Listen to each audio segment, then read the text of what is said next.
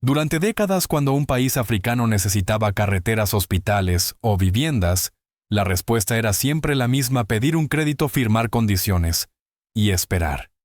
Esperar al dinero, esperar al permiso, esperar a que otros decidieran el ritmo.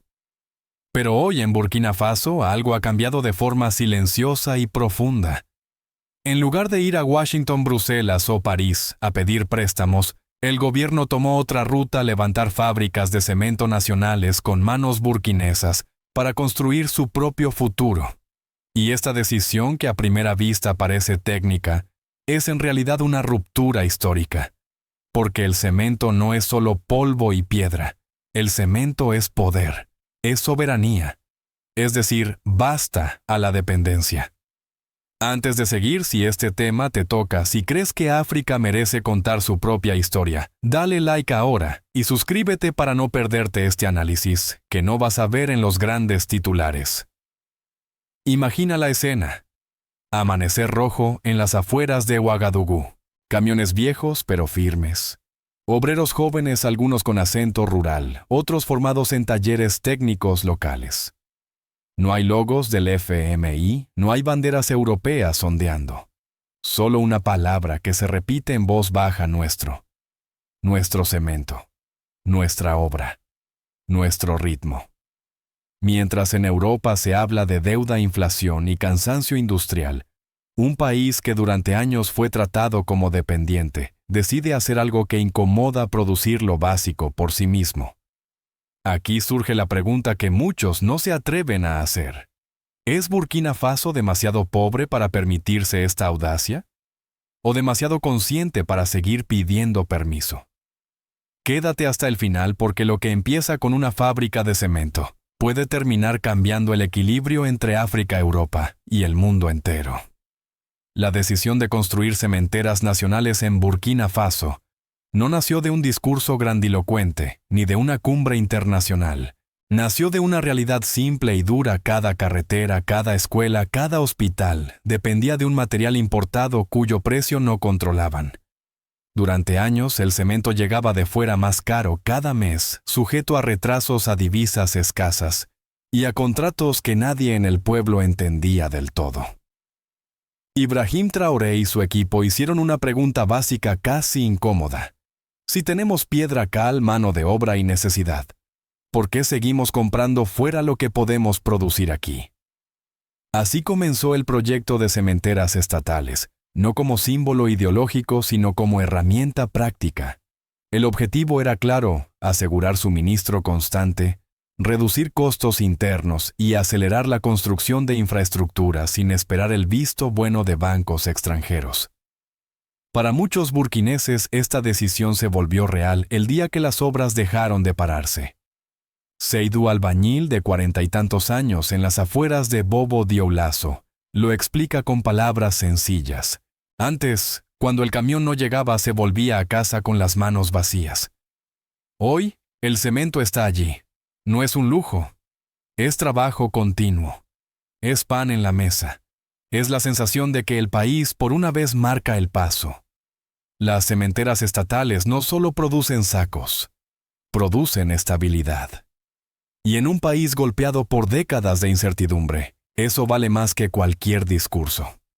Desde el punto de vista económico, el movimiento es directo. Menos importaciones significan menos salida de divisas.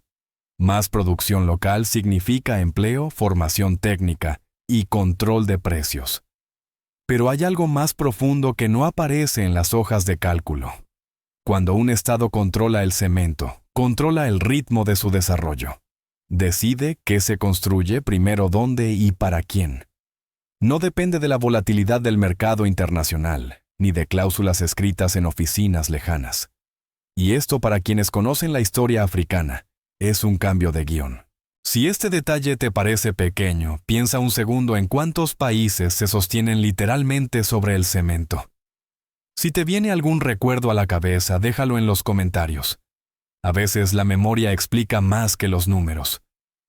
La apuesta no estuvo exenta de críticas. Algunos advirtieron de riesgos de ineficiencia, de aislamiento. Pero Traoré respondió con hechos, no con promesas. Las obras avanzaron. Los precios se estabilizaron. Y poco a poco la narrativa de África no puede empezó a resquebrajarse. No se trataba de competir con gigantes multinacionales, sino de cubrir una necesidad básica con dignidad.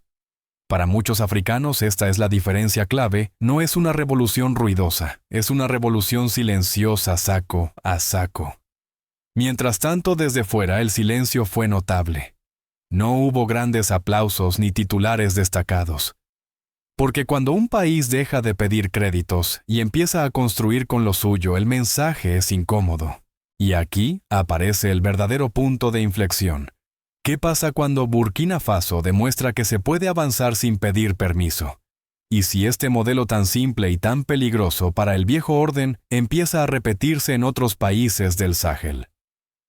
El verdadero clímax no llegó cuando la primera cementera empezó a producir, sino cuando el mensaje se entendió fuera de Burkina Faso. Porque no era solo cemento, era una señal. En Bruselas, en Washington, en ciertos despachos donde África suele aparecer como una cifra o una nota al pie, la decisión empezó a generar incomodidad. No hubo comunicados oficiales duros, no hubo condenas abiertas. Hubo algo más revelador, advertencias vagas, análisis fríos, silencios prolongados. Cuando un país pobre pide créditos, el sistema sabe cómo responder. Pero cuando decide no pedirlos, el guión se rompe.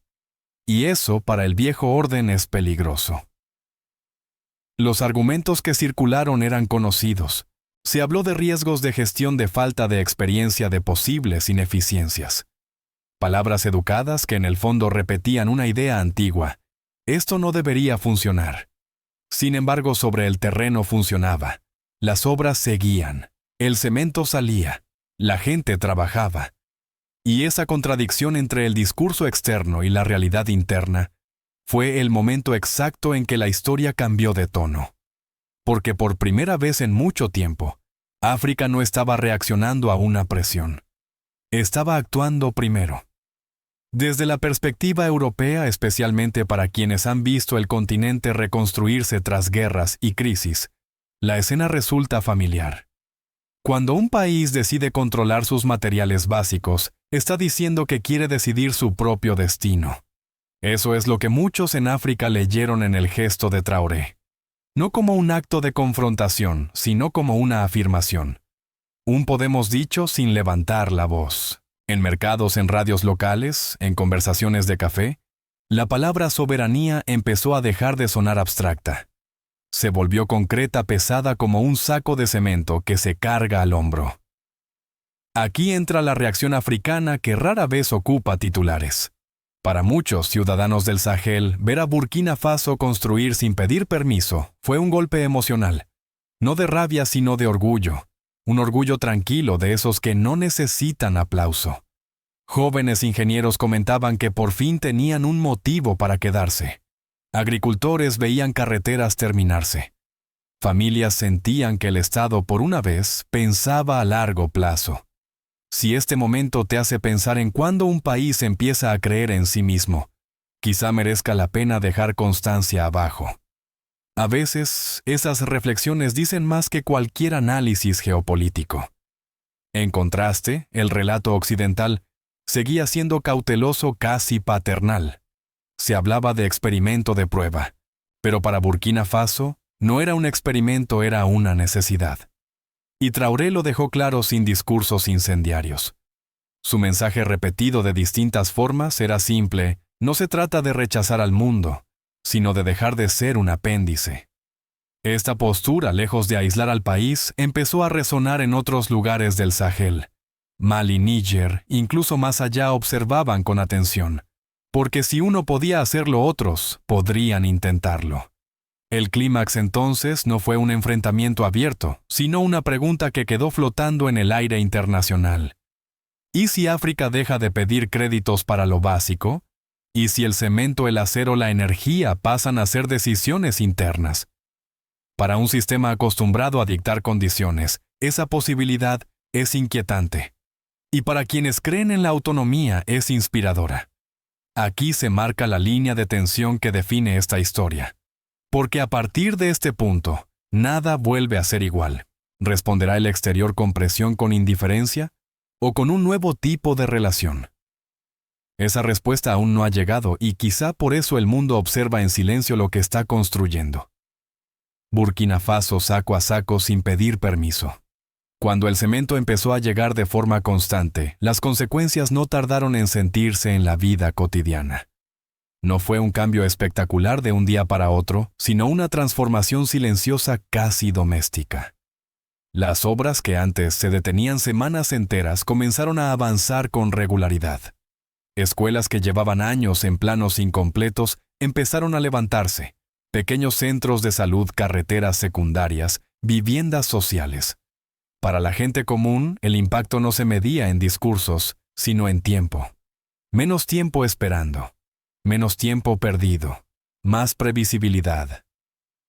Y en países que han vivido demasiado tiempo en la incertidumbre, la previsibilidad es una forma de paz. En los barrios periféricos de Ouagadougou, muchos padres empezaron a notar algo sencillo pero profundo: el trabajo se volvió más estable. Albañiles, transportistas técnicos, jóvenes, encontraron continuidad. No era riqueza repentina, era dignidad sostenida. Un sueldo que llega cada mes cambia la forma en que una familia piensa el futuro. Se invierte en educación, se arregla una casa, se deja de pensar solo en sobrevivir. Esta es la parte del desarrollo que rara vez aparece en informes internacionales, pero que define el pulso real de un país. Y cuando esa estabilidad nace de una decisión interna, el efecto psicológico es aún mayor. Desde el punto de vista político, el control del cemento dio al Estado una herramienta clave: la capacidad de priorizar. Ya no era una empresa extranjera la que decidía qué proyecto avanzaba primero según rentabilidad. Era el gobierno, presionado por su propia población, el que podía orientar recursos hacia zonas olvidadas o estratégicas. Esto reforzó la idea de que el Estado no era solo un intermediario, sino un actor. Para muchos ciudadanos, especialmente en zonas rurales, fue la primera vez que sintieron que las decisiones públicas tenían un impacto directo en su entorno. Esa conexión frágil pero real es la base de cualquier legitimidad política duradera. También cambió el tono del debate interno. Durante años la política en Burkina Faso estuvo marcada por promesas incumplidas y dependencia externa. Con las cementeras, el discurso empezó a girar hacia la producción, la capacidad, el hacer. No se trataba de ideología, sino de resultados visibles. Esto dio margen al gobierno de Traoré para consolidar apoyo sin recurrir a la retórica agresiva. El mensaje era implícito: mirad lo que se está construyendo. Y en sociedades cansadas de palabras, las obras pesan más que los discursos. Por supuesto, no todo fue sencillo. Hubo tensiones, ajustes, críticas legítimas sobre gestión y transparencia. Pero incluso esas críticas marcaron un avance. Porque discutir cómo mejorar una empresa nacional es muy distinto a discutir cómo sobrevivir a la retirada de un financiador extranjero. El centro de gravedad del debate se desplazó hacia adentro. Y ese desplazamiento para cualquier país postcolonial es un paso político enorme. Si esta idea te resuena, si crees que los debates internos son señal de madurez más que de debilidad, quizá valga la pena dejar tu punto de vista. El intercambio honesto también construye. A nivel social, la decisión tuvo otro efecto menos visible, pero profundo. Empezó a erosionar un prejuicio arraigado. Durante décadas se repitió que África no podía gestionar industrias complejas, que necesitaba tutela. Cada saco de cemento producido localmente desmentía esa narrativa, no con discursos, sino con hechos. Esto tuvo un impacto especial en los jóvenes que crecieron escuchando que el futuro estaba fuera. De repente el futuro parecía tener una dirección distinta, no garantizada pero posible. En el plano político regional, Burkina Faso pasó de ser visto como receptor pasivo a actor observador. Otros países del Sahel comenzaron a mirar con atención, no para copiar sin pensar, sino para aprender. Porque el mensaje era claro: la soberanía no se proclama, se organiza. Y organizar lo básico es el primer paso. Esta dinámica empezó a redefinir alianzas y conversaciones internas en la región, alejándolas poco a poco del lenguaje de la ayuda y acercándolas al de la cooperación entre iguales. Así las consecuencias civiles y políticas de una decisión aparentemente técnica se fueron acumulando. Más trabajo, más control, más debate interno, más autoestima colectiva. Nada de esto garantiza un camino sin obstáculos, pero plantea una pregunta inevitable para el futuro inmediato. ¿Podrá Burkina Faso sostener esta autonomía cuando la presión externa aumente? ¿O este será el punto en que el experimento más incómodo de África enfrente su prueba definitiva? Desde fuera, la reacción internacional ante la apuesta de Burkina Faso fue medida casi calculada. En la Unión Europea no hubo condenas abiertas ni titulares alarmistas. Se habló de seguimiento de preocupación por la sostenibilidad de necesidad de cooperación. Un lenguaje diplomático que, para quien sabe leer entre líneas, suele aparecer cuando un actor pequeño empieza a salirse del guión previsto. Porque lo que inquieta no es una cementera en sí, sino la lógica que la sostiene la idea de que un país africano puede avanzar sin recurrir al crédito condicionado. En Washington, el tono fue similar. Analistas y centros de estudio advirtieron de riesgos macroeconómicos de aislamiento potencial de pérdida de acceso a financiación internacional. Argumentos conocidos expresados con prudencia. Pero detrás de esa prudencia, hay un temor estructural si Burkina Faso demuestra que es posible cubrir necesidades básicas sin deuda externa. Otros países podrían plantearse lo mismo. Y entonces el poder de influencia que durante décadas se ejerció a través de préstamos y condiciones perdería peso. No de golpe, pero sí de forma progresiva. Para Europa el contexto es especialmente sensible. Un continente envejecido con problemas de crecimiento y una relación histórica compleja con África. Observa cómo algunos países africanos empiezan a hablar de igual a igual. No de ruptura, sino de redefinición. Desde esta perspectiva, la decisión de Traoré no es un desafío directo, sino un aviso silencioso. África no quiere caridad, quiere margen de maniobra. Y eso obliga a replantear la relación futura. Menos tutela, más intercambio real. Desde el punto de vista africano, la lectura es distinta. En muchos debates internos, se subraya que no se trata de cerrarse al mundo, sino de cambiar la posición desde la que se negocia. Producir cemento propio no significa rechazar socios, sino sentarse a la mesa con algo que ofrecer. Esta visión compartida por cada vez más líderes y ciudadanos apunta a una África que busca autonomía sin aislamiento, cooperación sin subordinación. Un equilibrio difícil pero necesario. Incluso actores emergentes como China o países del sur global observan con atención. Porque una África más autosuficiente cambia rutas comerciales, alianzas y prioridades. Para algunos es una oportunidad, para otros una incógnita. Pero nadie ignora ya el movimiento, y ese es quizá el mayor cambio. Burkina Faso ha pasado de ser un receptor silencioso a un caso de estudio. Si esta evolución te parece un giro lógico de la historia o un riesgo innecesario, merece la pena decirlo. El debate abierto es parte de este nuevo escenario. Al final, la reacción global converge en una misma pregunta, aún sin respuesta clara. ¿Está el mundo preparado para una África que decide construir su base económica sin pedir permiso? ¿O este será el punto de fricción que definirá las próximas décadas de relaciones internacionales? Al final, esta historia no va solo de cemento, fábricas o cifras. Va de una pregunta mucho más profunda: ¿quién decide el ritmo del futuro? Durante demasiado tiempo a África se le dijo que debía esperar, que debía ajustarse, que debía aceptar condiciones para poder construir. Burkina Faso ha hecho algo distinto. Ha decidido empezar por lo básico, por lo sólido, por aquello que sostiene todo lo demás. Porque sin cemento propio no hay carreteras duraderas, no hay hospitales resistentes, no hay viviendas que aguanten generaciones. Y sin eso, no hay Estado que se mantenga en pie. El mensaje de Ibrahim Traoré, más allá de discursos o titulares, es claro para quien quiera escucharlo.